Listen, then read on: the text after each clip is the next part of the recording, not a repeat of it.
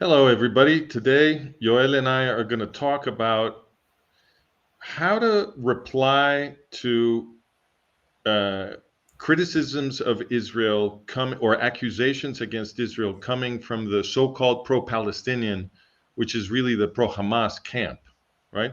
So, when you're, of course, many of the people who propose these arguments are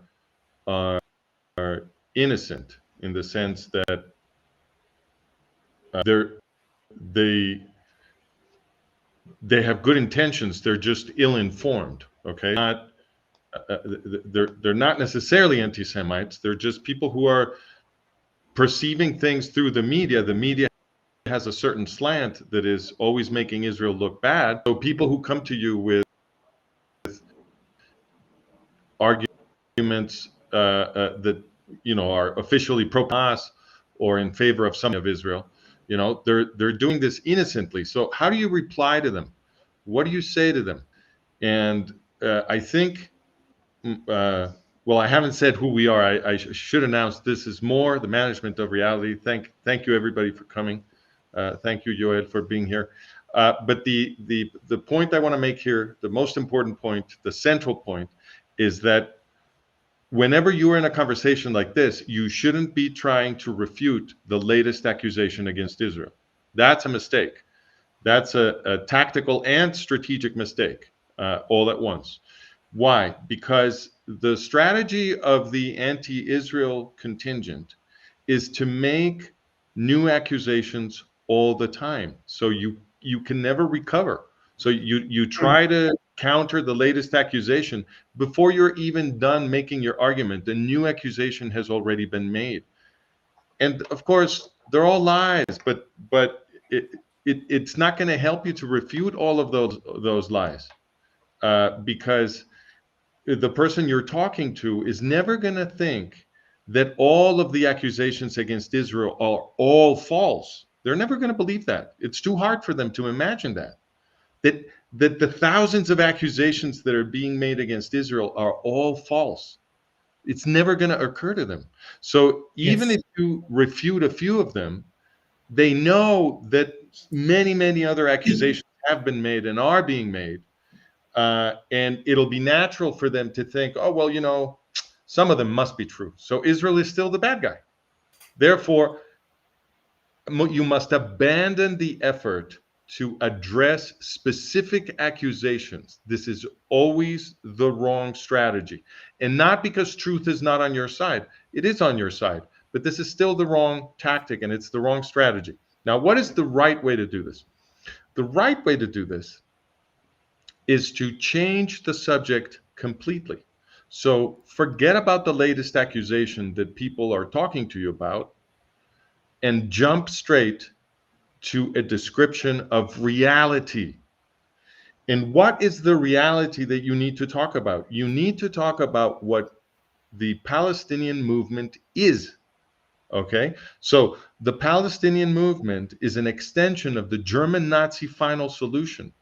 This is not an insult. It is not an exaggeration. It is a literal historical fact.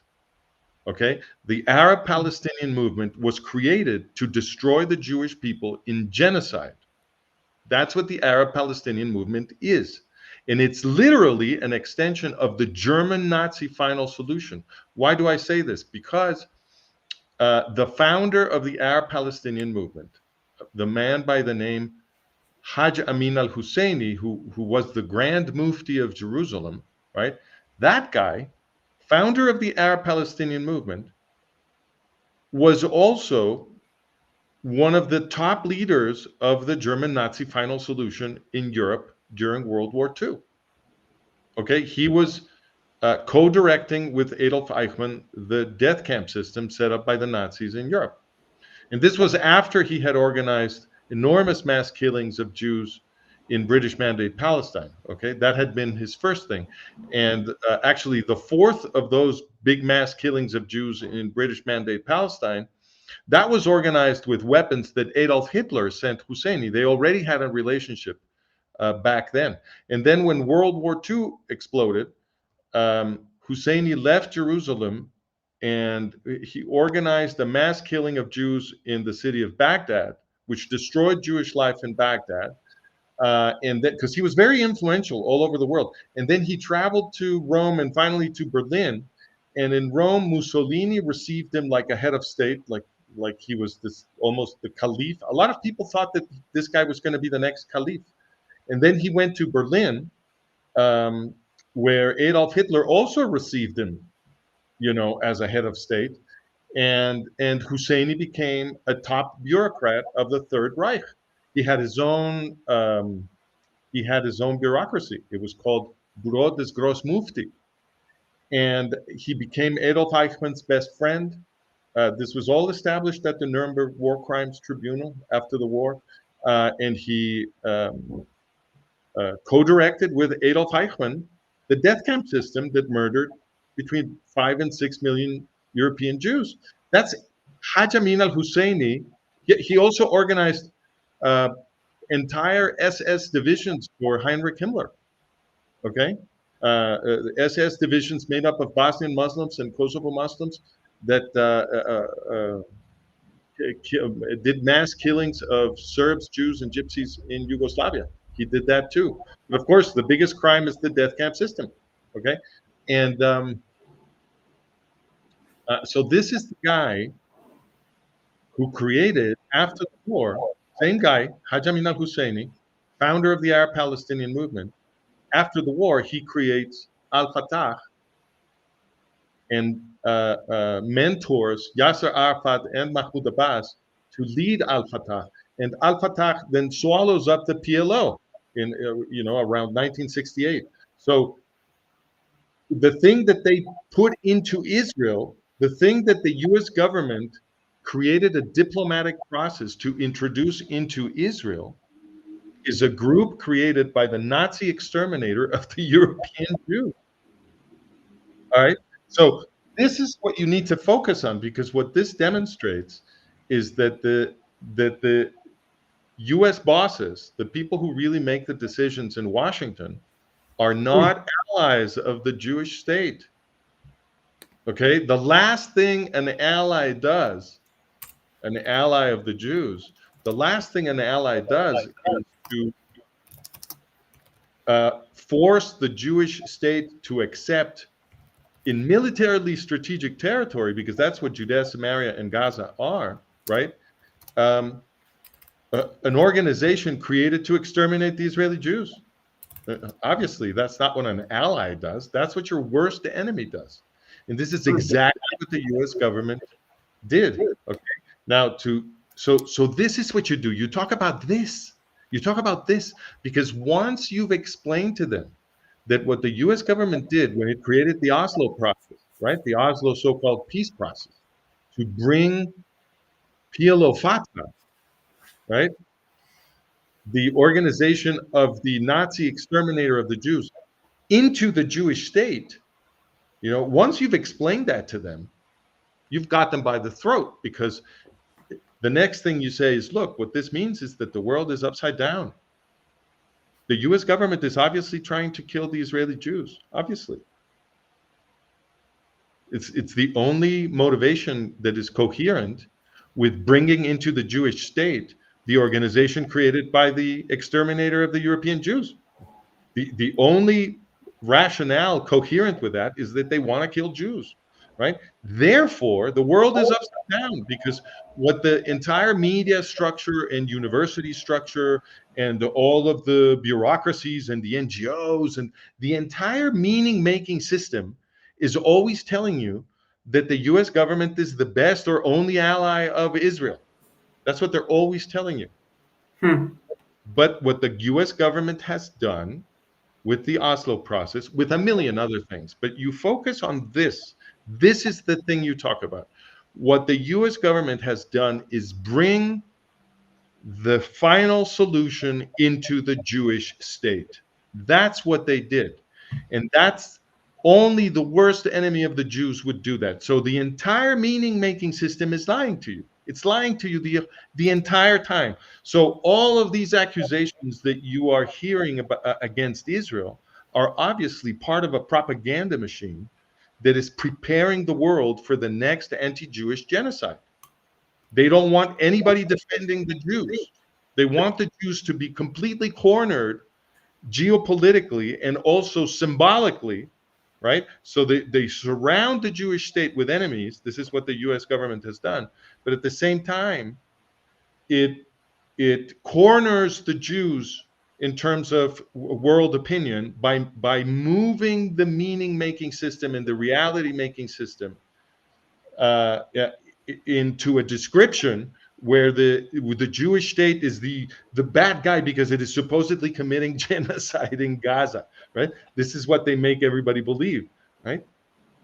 So this is the answer. Forget about the latest accusation. Don't try to refute that. Explain this to them. Explain that reality is managed, that the world is upside down, and that what the system is trying to do is produce another great genocide of Jews.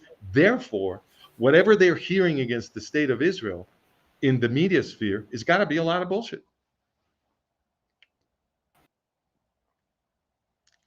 I think we lost Yoel exactly. I think we lost you exactly at the moment in which I was going to let you breathe and speak. Yeah. I want to play the role as the pro-Palestinian here. Sure. And I want to to respond to this. What I think about that, about everything you said is if I see everyone in the media, everyone is attacking Israel, the Jews, there must be something true in it. If everyone is against, it cannot be so innocent. There must be something true here because I see it everywhere. The Jews, I have some friends of mine who are not Jewish. Mm-hmm. They tell me, the Jews, they have a lot of power. That's not a non-negotiable. Mm-hmm. They have very good positions. Very okay, but so notice even when they say that, the right answer is to go back to Haj Amin al-Husseini. I'll show you why. So let's say that they start saying all of these things to you. No, but come on, some of it has to be true, and the Jews are so powerful. Come on, the Jews are running everything, blah blah blah, which is just the protocols of the elders of Zion all over again, right? So what you say to them is, okay, so after the Jews got exterminated in World War II, they finally get a little piece of land in the Middle East to call their own, after they were exterminated, right? And they cannot stop the US from bringing the people who just exterminated them in Europe, right? From bringing the group created by the guy who exterminated them in Europe into their new state. They can't stop that. They couldn't stop it. It happened. The US government created a diplomatic process and forced Israel to participate in it to bring into militarily strategic territory of the Jewish state the continuation of the German Nazi final solution. That's what they did. So you're saying these are the most powerful people in the world, and after getting exterminated, they get their own state, and then they can't. The whole purpose of their state is to protect them from genocide, from extermination. That's the entire purpose of the Jewish state. And yet, the one thing the Jewish state is supposed to do, which is to keep the exterminators out, it cannot do. Well, that's the weakest state imaginable. That's how can you say that the Jews are powerful? They obviously control nothing. I had a good conversation with a Christian who was very cold and he knew a lot about many things. And he told, I was... You mean, no, in English, what you mean is he was very learned. That's what you learned, mean. sorry. Yeah. And I was talking about this to him in Russia, right? Where you talk about that the same happened in the beginning of the elders of Zion was there in Russia, where the SARS were controlling the entire population, etc. And his response was the Jewish had a lot of power, and the Tsar also, the royalty, and they were fighting each other. So they did this so that the population in the low Right. In other population, words, so he was saying that the Tsar and the Jews in Russia were having a power struggle at the top, yeah, right? Well, he yeah, doesn't know what he's talking about. He doesn't know any history because, in fact, the Jews in Russia were mostly very poor, and they lived in little towns called shtetls, and they had zero power. The evidence that they had zero power is that they were murdered in pogroms. So ordinary Russians would rampage against them and pillage their stores and destroy their property and rape the women and kill them. This happened over and over and over again in the late 19th century and early 20th century in the Russian Empire. Everybody was killing Jews. So yeah, if a people, this is, you would think that this is simple logic, right? Like 2 + 2 = 4. You would think that if a people is getting killed over and over and over and over again, those are not the people in power, right? I mean, yes, you would think that this is like 2 + 2 = 4. It would just be the most obvious kind of statement for everyone because it's almost like an axiom. I mean, how do you define power? Well, the most basic definition of power is you don't get killed. I mean, it's definitional. If you're getting killed, then by definition, it cannot be that you have power. It's impossible. And the Jews get killed every century, right? So how powerful is anti-Semitism? How powerful is it that it allows people to sustain in their heads the most incredible absurdities? They watch a person get killed. But forgive me, a people. They watch a nation get killed century after century after century, and still then they can be made to believe that these people are powerful, right? So hmm, it's going to happen. You're right. It's going to happen. You're going to explain to them about Husseini. You're going to explain to them about how the U.S. created the Oslo peace process, so-called, to bring the spawn of Husseini the exterminator into the Jewish state. You're going to explain all that, and still they're going to say, "Oh yeah, but the Jews are very powerful." So then, what you have to say in return is, "Look, I just explained to you that after getting exterminated, the Jews got a tiny little state, the purpose of which was to protect them from extermination, and still they couldn't stop the exterminators from coming in. They couldn't get their new state to do the very thing it was created to do, the most basic thing, which was to keep the Jews alive, safe from exterminators. It couldn't do that.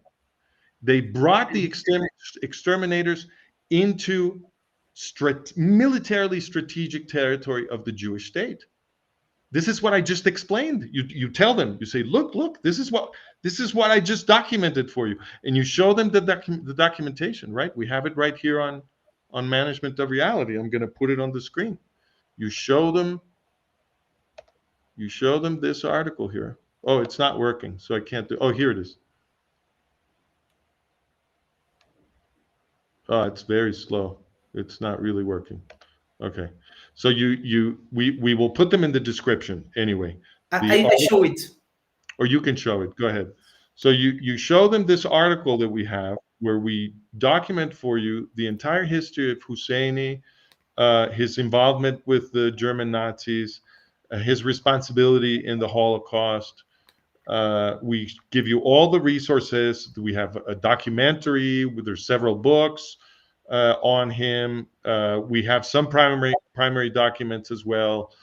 It's all in here. Okay, so you can show them that, and you focus them on this because this is what demonstrates that the world is upside down. Okay, the world is upside down. The United States government is not the ally of Israel. They are the guys trying to get the Israelis killed. Okay, and then the nice thing about focusing on this is what I call a dramatic fact. Okay, so dramatic fact is a diagnostic fact. A dramatic fact is something that your hypothesis says cannot be true. It's impossible.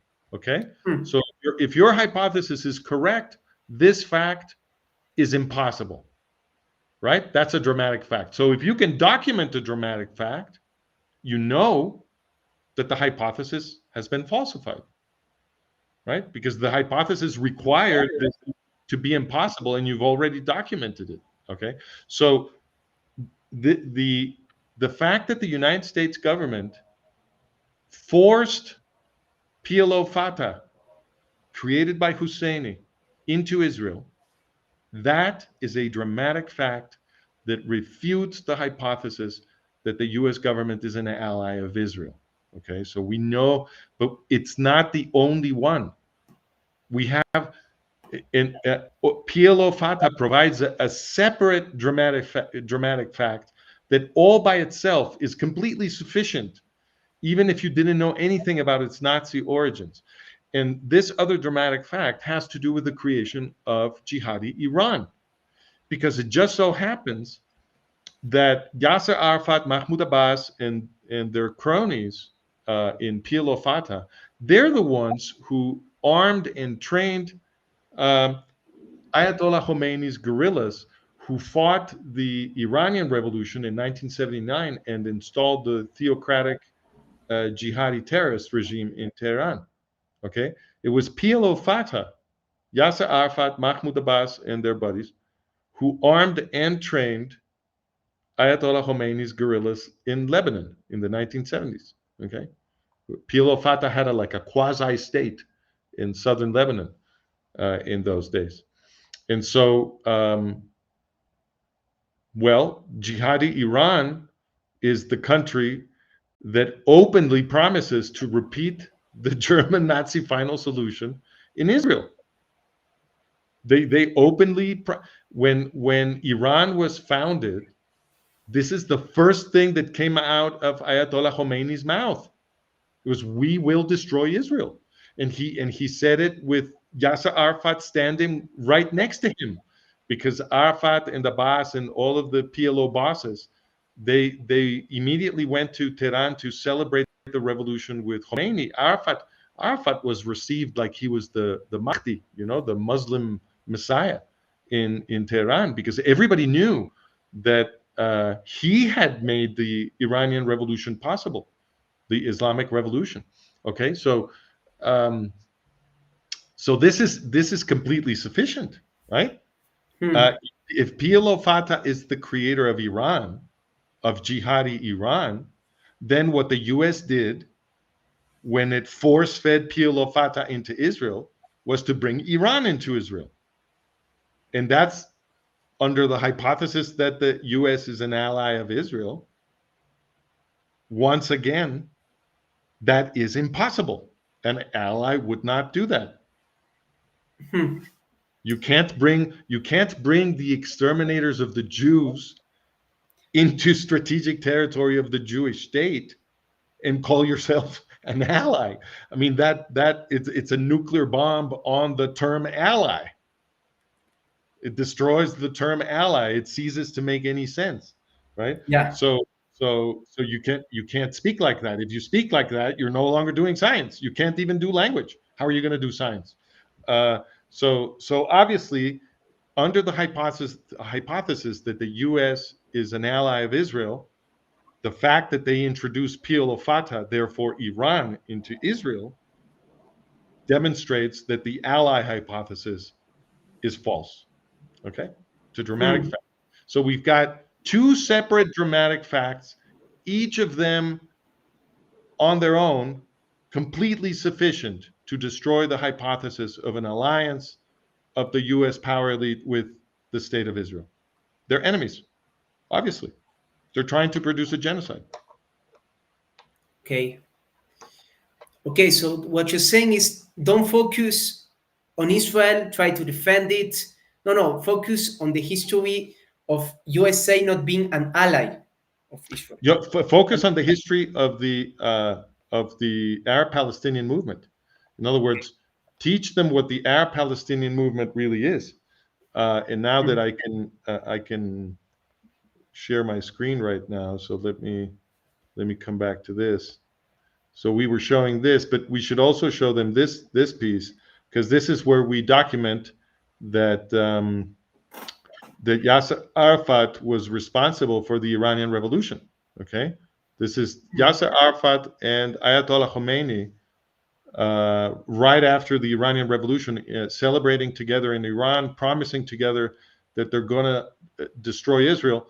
By the way, the fact that Yasser Arafat and PLO Fatah were the real power behind the Iranian Revolution, that was explained on the front page of the New York Times when it happened. So in 1979, the New York Times told the world what at that point apparently everybody knew. You know, that PLO Fatah had trained Khomeini's troops, and they also reported on the fact that following the revolution, PLO Fatah, Yasser Arafat, Mahmoud Abbas, and these guys, they pretty much created the terrorist institutions of the new Iran. So the Iranian Revolutionary Guard, which is the organ that exports, you know, terrorism all over the world, they're the creators of Hezbollah, right? So, well, they are a creation of PLO Fatah. PLO Fatah helped Khomeini set up the Iranian Revolutionary Guard. Okay, so this is this by itself is a dramatic fact. Okay, the world. So once you confront people with these two dramatic facts, each of them by itself sufficient, right? You keep them anchored on this. You tell them, look, what this means is that the world you live in is a false world. The U.S. is not an ally of Israel. They're not protecting Israel. They're trying to produce the next genocide of the Jews. This means that the people in power are the Nazis. Okay? And the next thing you tell them is this.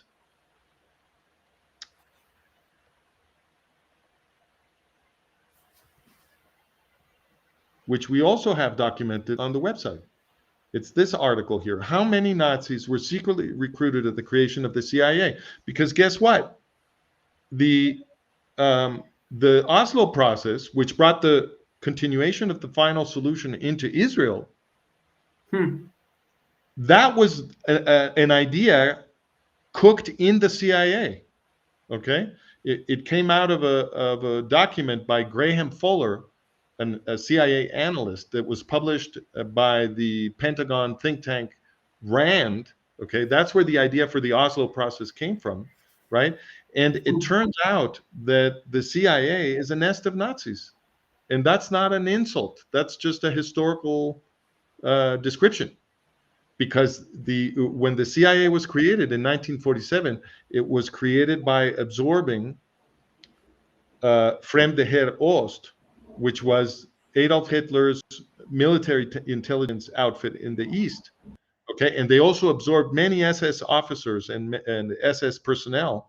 So the CIA was created by absorbing thousands, tens of thousands of people involved in these criminal Nazi organizations that had indirect and direct responsibility for the final solution.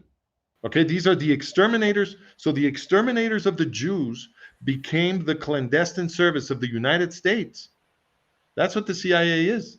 That's what this was documented, as we explain in the article. This was documented in 1988. Just put it up on the screen. Same article. Forgive me. Here we go.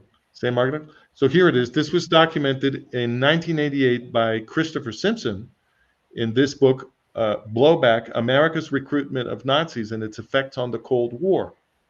Okay. He's a professor at American University. Very important.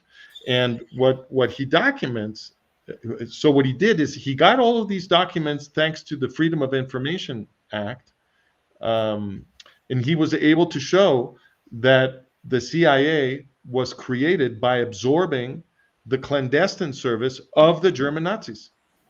That's what he showed. And subsequent historians have not only confirmed Simpson's findings, but they have grown the estimate of how many Nazis were recruited. So the work of the historians that came after Simpson has documented that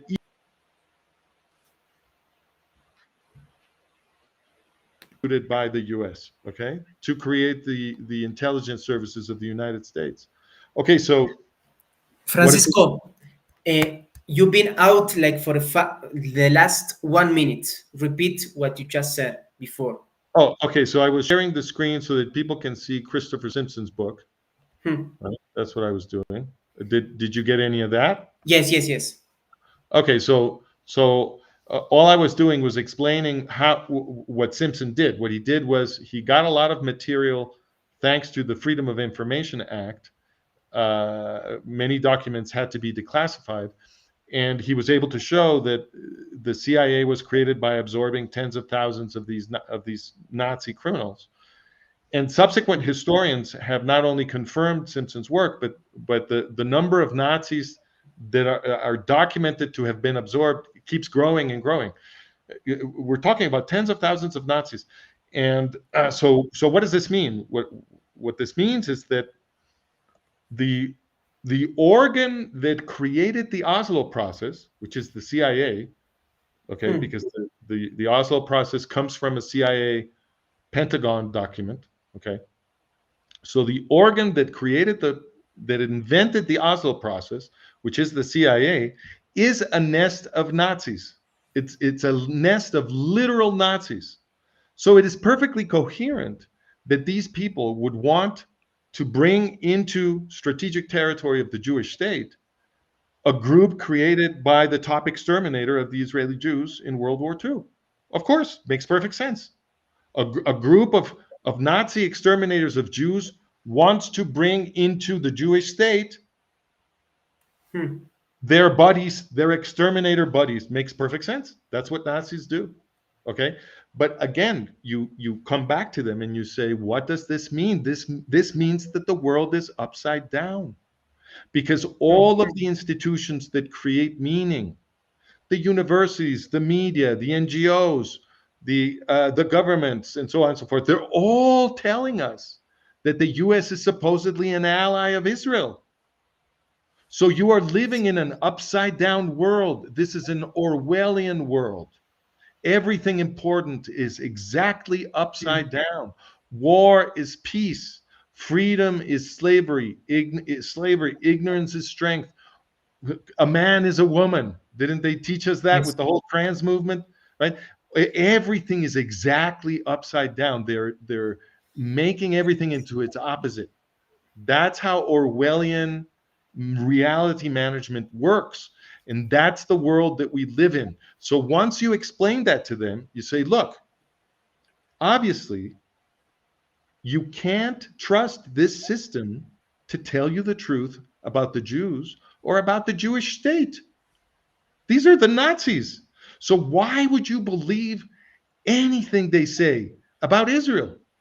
On the contrary, every time they accuse Israel, you should suspect that it's probably false, because these are the Nazis talking, right? And by the way, there's an interview with Udo Ulfkotte that we reference on the website in a different article. I won't put it up on the screen right now, but we will put it in the description, where we talk about a different investigation of Christopher Simpson, where Simpson documents that the CIA, immediately after the war, created the communications research departments all over the U.S. So the new science of communications, right? You know, these departments of communications that train the people that work in the media. Okay, that's what they do. Those were created by the CIA immediately after the war. And the people who became the professors in these new departments of communication, those were the same people that had been doing psychological warfare for the U.S. government during World War II. Okay, so Wow. it is the Nazis talking to us. They control the media system, and Udo Ulfkotte confessed this before he died. He was one of the top editors at Frankfurter Allgemeine Zeitung, which is one of the most important newspapers in Germany. And before he died, he confessed that the entire media system all over the West is tightly controlled by the CIA. Says the CIA told me what to publish, and I followed my orders, and this is how the entire system works. And he wrote an entire book about this before he died. It's called Prestitutes, and you can buy it on Amazon. So this media system, which is supposedly controlled by the Jews, is in fact controlled by the Nazis. Again, it's we're living in an Orwellian world where they're always telling you the exact opposite of what is true, right? So they're telling you that the Jews who are getting clobbered every century are supposedly very powerful, and they tell you that the media, which is always attacking the Jews and is always attacking the state of Israel, is supposedly controlled by the Jews, when in fact it is controlled by the CIA, which is a nest of Nazis. Right? This is what you need to make people focus on, the structure of the world, because once you do that, all of the accusations against Israel become suspect. There is no longer any need to refute every single one of them, and you were never going to win that way anyway. Yes, and also if you listen and if you see in the media and everywhere that the Jews are bad, Israel is bad, etc., it's difficult to see how they can say that that is true, and also that they control the media and that they portray that message to everyone. Like Absolutely. it's a little bit it's a contradiction. Like, why Completely would agree. you talk bad about your own people? Like, Completely agree. I mean, if the given that the only access we have to reality is through the media, right? That's our access to reality is through the media. So if you believe that Israel is the bad guy, you believe it because the media made you think that, because that's your only contact with reality. So it yes, would, as you say, it would have to mean that the Jews are using their control of the media to make you think that the Jews are the bad guys. Well, that's pretty crazy. Why would anybody believe a model like that? Makes no sense. But anti-Semitism is tremendous because it really it allows people to hold these completely absurd ideas in their head. So anyway, this what I'm showing on the screen is the article we have on that other book by Simpson. It's this book right here, Science of Coercion, and that's where he shows that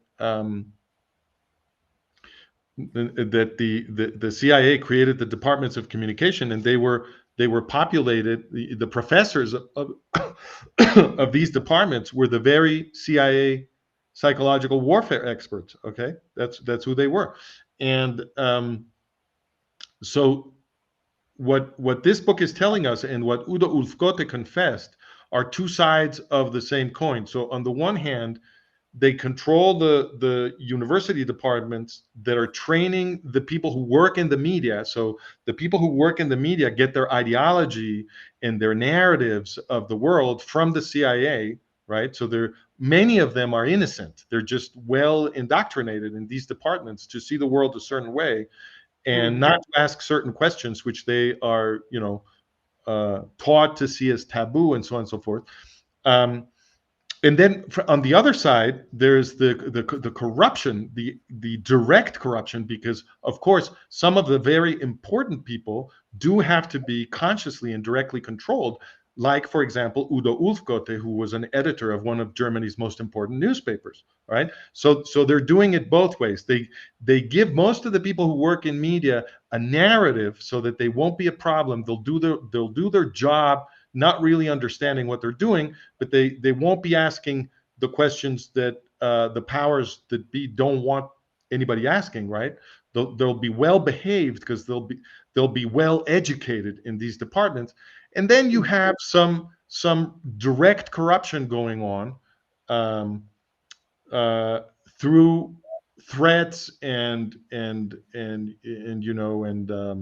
this is Udo Ulfkote right here, right? So he says they would use, bribes and threats and compromat and these kinds of things to get people like him to behave. And those people, of course, did know what they were doing. They knew that they were lying. They knew that they were lying Hmm. for the CIA.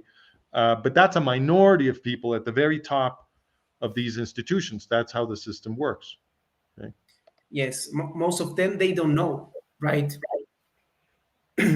Oh no, that's most of them. By the way, that structure, that very structure that we are describing, we also have it on a different article. Let me put it on the screen, and they will all be in the description, folks. But now I'm talking about this other article, which has to do with the structure of captured organizations. So, so this is looking at what was learned when Ramparts magazine in 1967 exposed that the National Student Association was a front of the CIA. Okay. It was a front organization of the CIA. This was the biggest student association in the United States. Okay. Gigantic thing. They had a lot of, publications, a lot of political activity, and but it turned out that they were a CIA front. But when this was studied, so I have here some commentary on a what do you call it, an academic paper by this guy, this professor, who summarizes what was learned about the manner in which the CIA controlled the NSA, the National Student Association. And what this professor explains is that there were only just a very few people at the very top of the National Student Association who knew that they were working for the CIA. Everybody else didn't know that, and they didn't need to in order for the organization to be an effective tool of the CIA, because they were given a narrative that was acceptable to them and that got them to do what the CIA needed. So the only people who really knew what was going on were a few people in the executive of the National Student Association, and that was just a handful of people. And this is how control of how clandestine control of organizations works, and that's what we explain in this article. Yes, and I try to put myself in the shoes of those who think of as Israel and Jews as the powerful. And when you said that the first term to be powerful is not to be killed, that makes a lot of sense, right? Like it's like the first step. At least give me that, right? Yeah. Like, It's but I thought, the first test of power is don't get killed. yeah.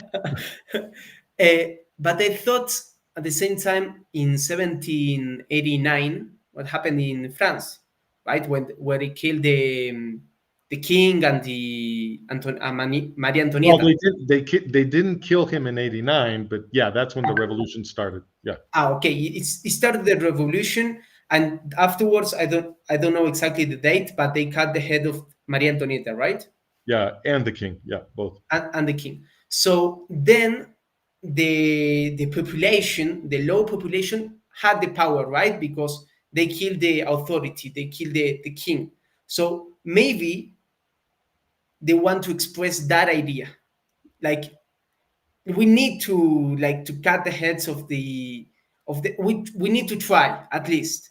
Like they are the powerful, but we need to try. And you understand Well, but still, it doesn't work because although it is true that a revolutionary movement can succeed against power, and then people who had a lot of power may then get killed. I mean, that does happen in revolutions, right? But the Holocaust was obviously not a revolution because the institutions of Europe didn't defend the Jews. They collaborated with the killing of the Jews. So the people who were killing Jews were not doing it against power. Power was killing the Jews.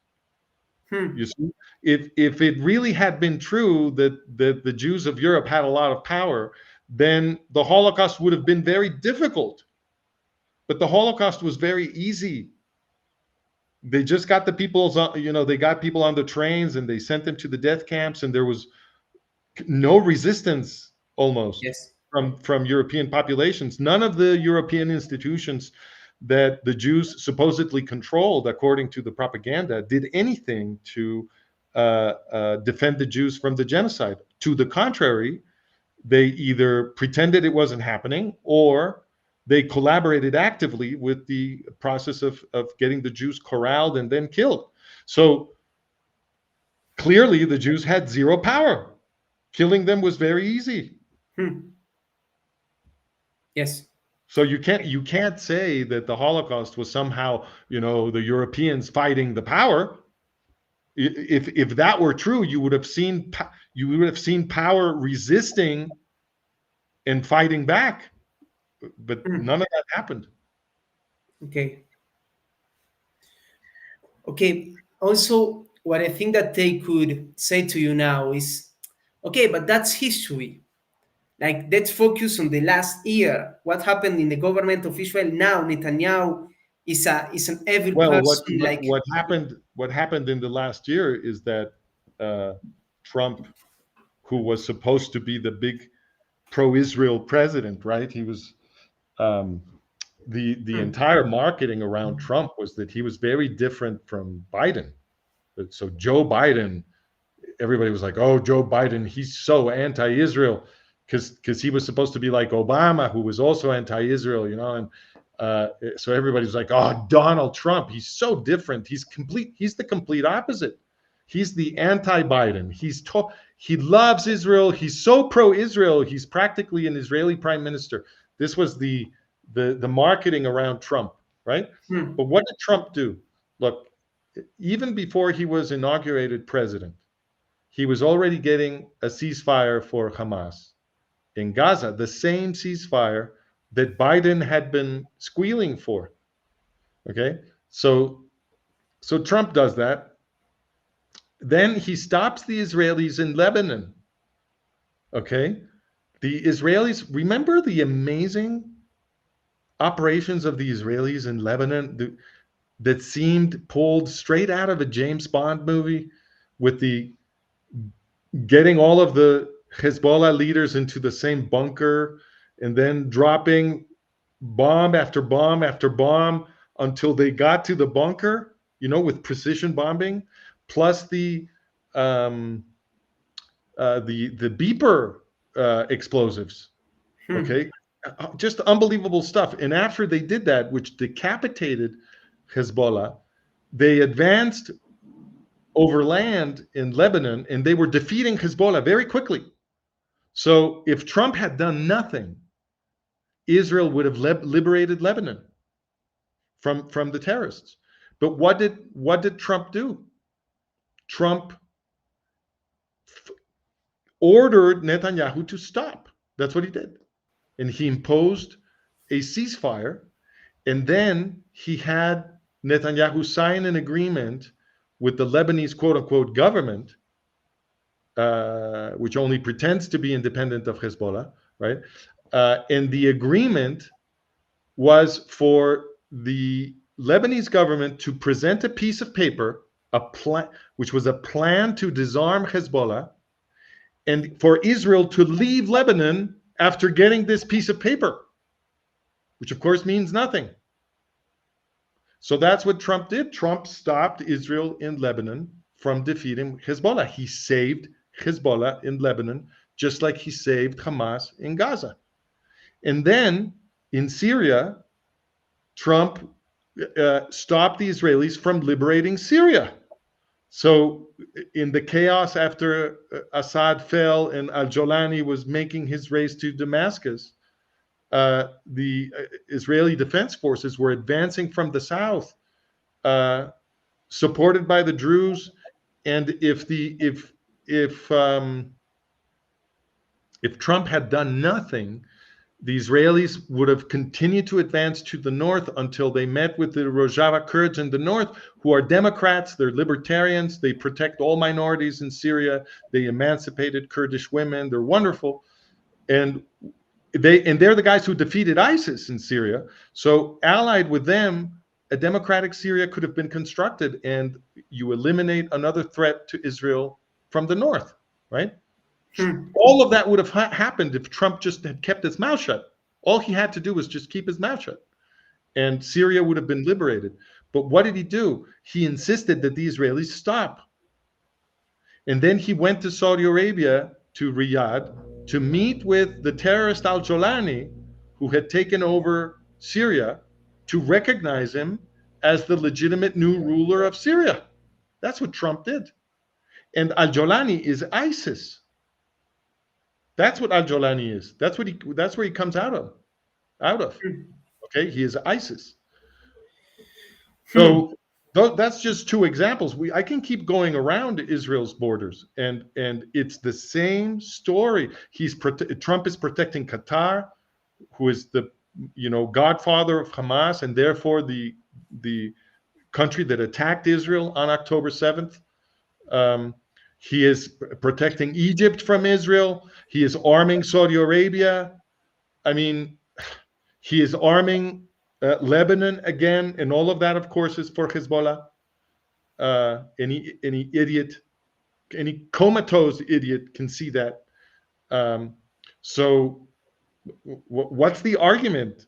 There is no argument to sustain the view that no piece of evidence to sustain the argument that Trump is doing anything that is pro-Israel. And therefore, since the ones getting all the help, the ones getting saved, like he saved them in Iran, he saved them in Iran. Trump stopped the war between Israel and Iran when Israel was about to destroy the Ayatollahs. Trump saved them. Okay? Right? So if the jihadis are the ones that keep getting saved, then obviously Israel is very weak. The supposed ally is going around saving the jihadis every time that the Israelis are about to win a victory. How is Israel strong? Israel cannot even conduct its own foreign policy. Every time the terrorists try to commit genocide against Israel and Israel begins to defend itself, the US president tells the Israeli prime minister to stop, and the Israeli prime minister is like, yes, boss. Yes, boss. Yes, boss. Yes. How can Israel be strong under such conditions? That's absurd. This is the weakest country in the world. It does not even control its own foreign policy. It happened recently where the Knesset in Israel wanted to annex the West Bank, and Trump said, no, that's the end of the discussion. No. Israel has zero control over its own politics. Yeah. They are controlled from the United States, and the United States foreign policy is created at the CIA, and the CIA is a nest of literal Nazis. So obviously, Israel is the weakest country in the world. It is the Jewish state, and it is controlled by Nazis. How can anything be weaker? This is like this is like the Jews in the ghetto, already surrounded by the Nazis, being marched off to the death camp. These are the kinds of people that you say control the world. It's ridiculous. Oh. And I think another important point to discuss with a pro-Palestinian is the fact that you teach us, all of us, that the Judaism, the values of Judaism, which goes afterwards to Christianity too, are the ones who are a source of democracy, of freedom, and that transform the entire population. I think that's another very important point. Well, that's why the totalitarians, like, for example, the Nazis, always want to kill Jews, right?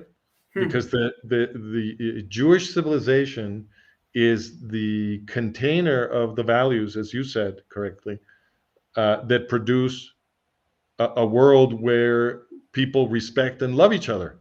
And that's what a democracy is. A democracy is a world where everybody agrees to live by laws that protect us all, right?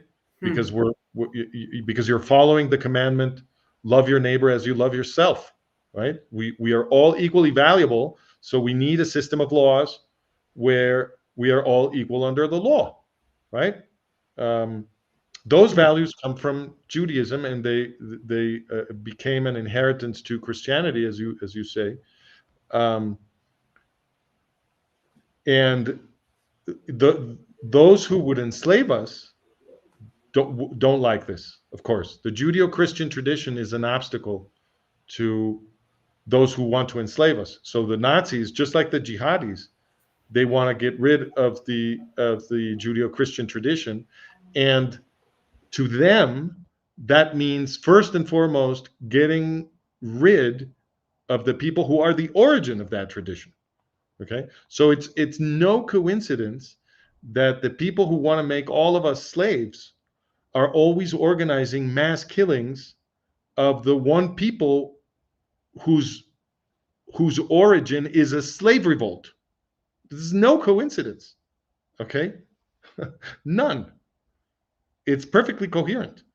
So you want to make, if you want to make slaves and you want your slaves to be obedient, the last thing you want is for those people to be reading the Bible, the Hebrew Bible, because the second book of the Hebrew Bible is the story of a slave revolt in Egypt, of the ancient Hebrews in Egypt, right? And that slave revolt is organized by God himself because he is brutally offended by the very fact of slavery. This is offensive to the deity. So the deity makes a holy people out of the escaped slaves to make his point. Okay? And the entire in the mission of this holy people is to teach freedom to the entire planet. Now you don't want slaves reading that.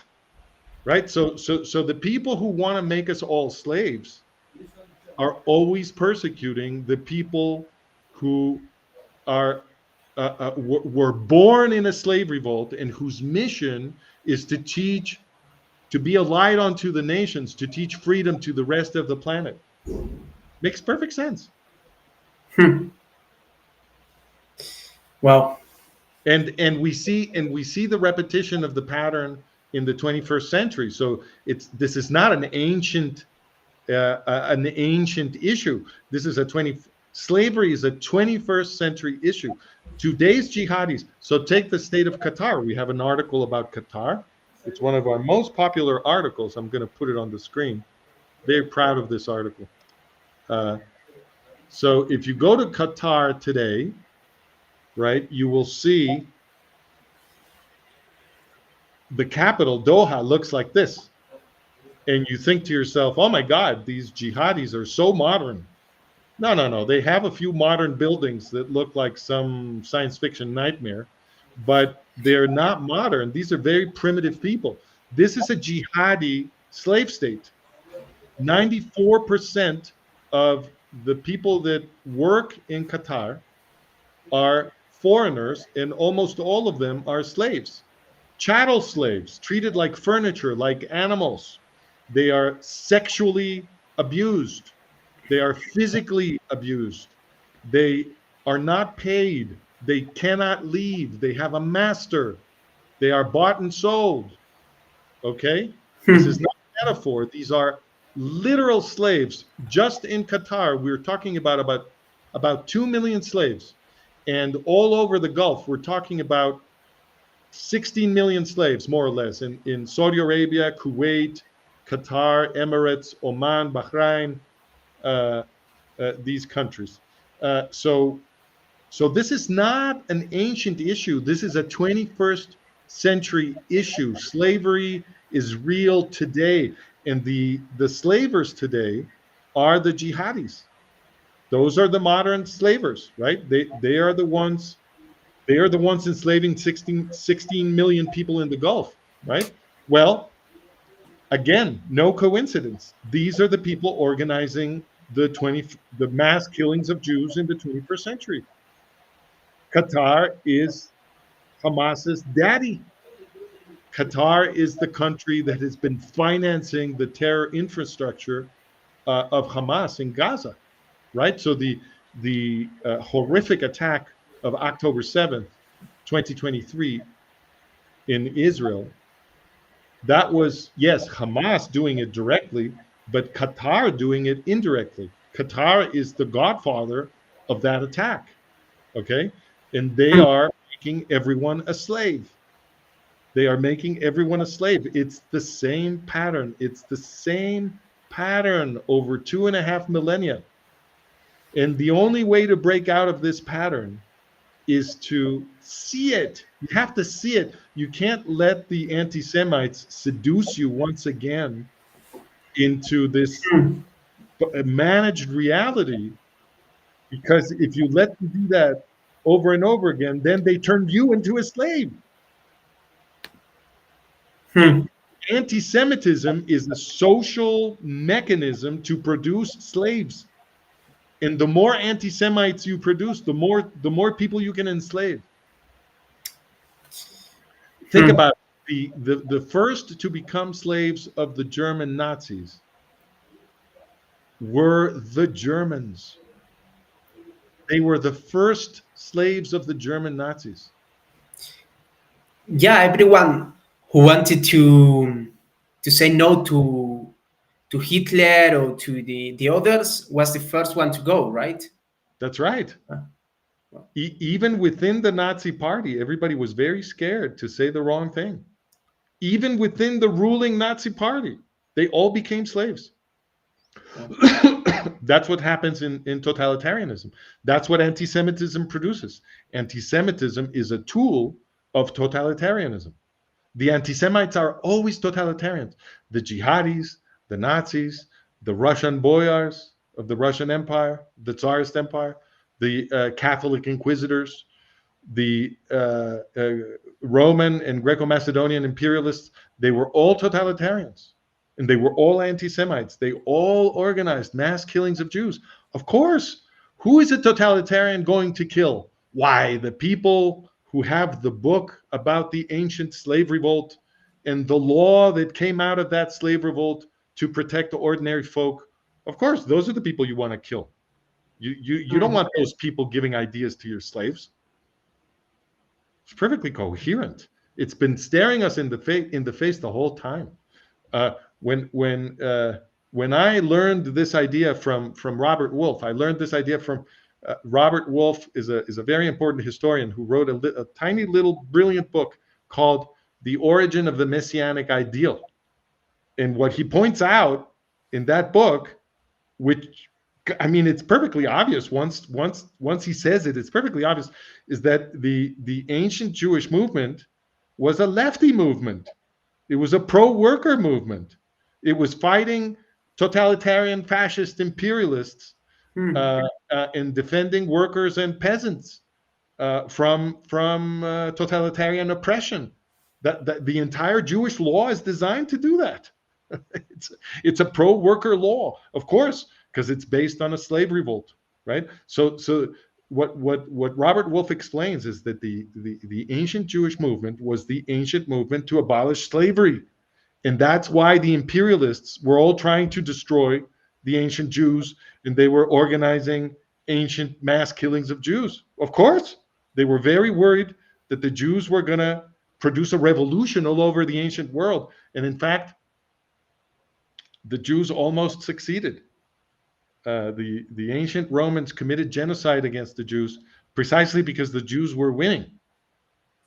You know, and this is the same thing that we see them doing today. So today's totalitarians, the people in control of the CIA, are rushing all over the place, stopping the Jews because the Jews are winning. The Jews were winning. The Israeli Jews were winning their wars on 7 fronts simultaneously. If they had kept going, they would have transformed the Middle East and the entire world. That's what would have happened. But the totalitarians rushed to stop them. This is what the totalitarians always do. How do we break the cycle? We need to see it. We need to be able to describe the world as it is. And that requires breaking out of this managed reality, which is the entire point of the sort of debating tips I was called upon to give today, right? It's the entire point of this is to help people break out of the managed reality. Okay. So again, stop trying to refute every accusation. Focus on the structure. Teach them that the world is upside down. That's what they need to see. And so once we break out of that, okay, that's the first step.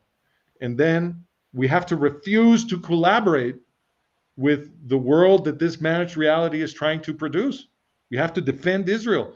Once you see the managed reality and the people who are behind it, then you understand that the fight against anti-Semitism is the same thing as the self-defense of Western civilization. It's the exact same thing. How do you fight for the West? We must save the Jews. It's that simple. And if we let the Jews be killed, we're all going to be slaves. It happens every single time. So how do you protect yourself? Got to save the Jews. They're the linchpin of the entire system. They are the center of history. They are the Jewish people is the what might you call it, the point of inflection of political gravity in Western civilization. Okay, so whichever way the Jewish people goes the rest of Western civilization. If we allow them to be killed again, civilization will collapse again, just like it did in the 20th century.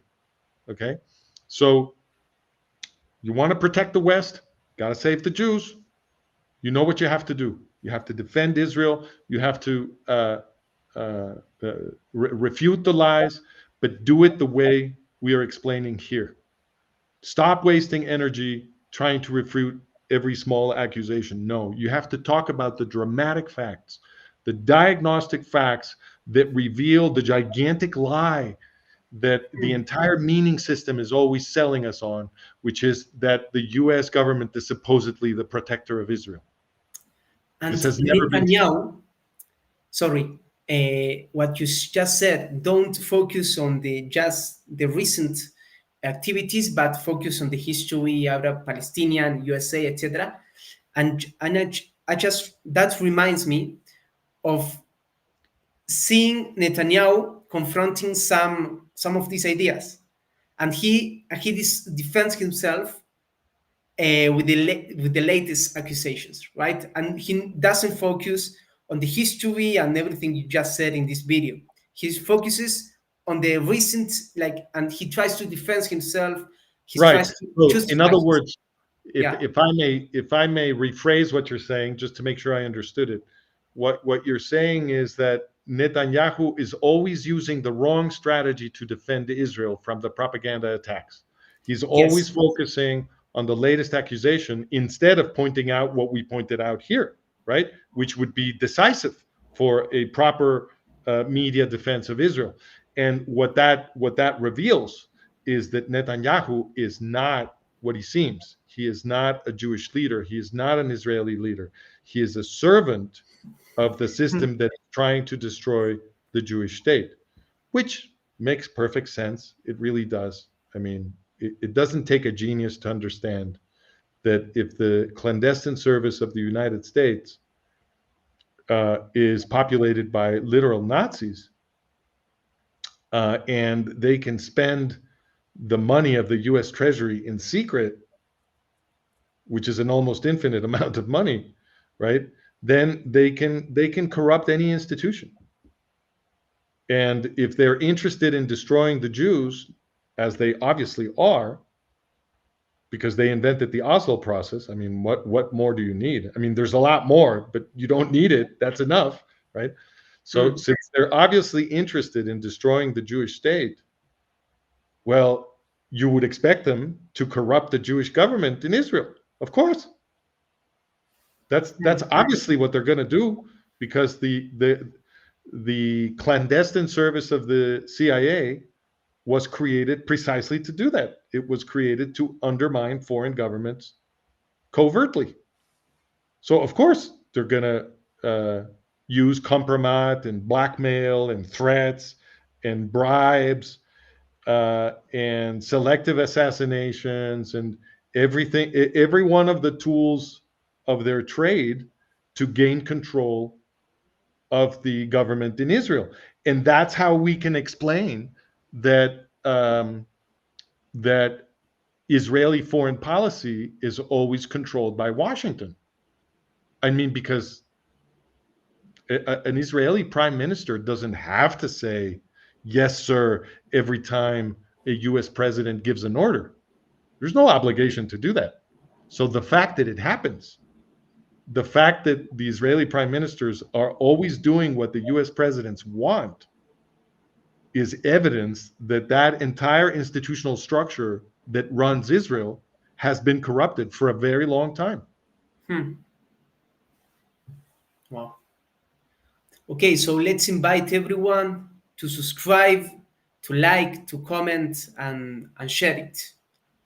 Yeah, this is probably a useful mini lesson on how to effectively defend Israel, what works, what doesn't work. So if you share it, that's probably a good thing, and bring as many people as you can to our English YouTube channel.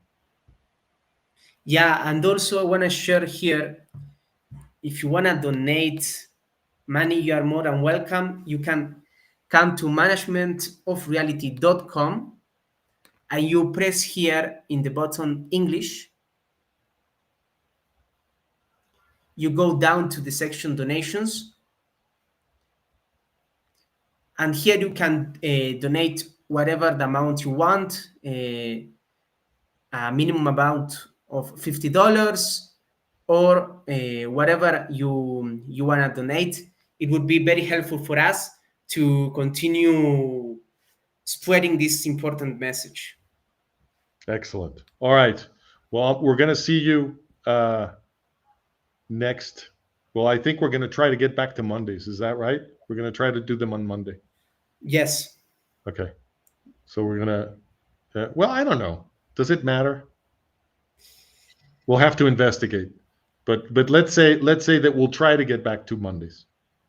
Yes. And thank you for joining us. We'll see you next time. Thank you.